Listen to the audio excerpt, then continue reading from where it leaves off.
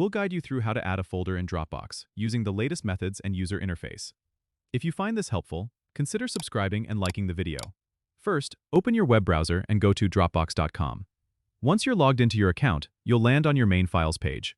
Look for the NEW folder button on the right-hand side of the interface, typically near the top. Click on it, and a drop-down menu will appear. In this menu, you'll see the option to create a new folder. Click on New Folder, and a dialog box will pop up asking you to name your folder. Enter the desired name for your folder and click Create. Your new folder will now appear in the main files area of your Dropbox account. You can drag and drop files into this folder from your computer or upload them directly by clicking the Upload button next to the New button. If you want to share this folder with others, right-click on the folder icon and select Share. You can then enter the email addresses of those you wish to share with and adjust the permissions to either Can Edit or Can View, depending on what access level you want them to have.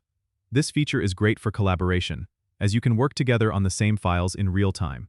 Remember, organizing your files and folders can help keep your Dropbox tidy and make it easier to find what you need. Don't forget to subscribe and comment if this helped you out.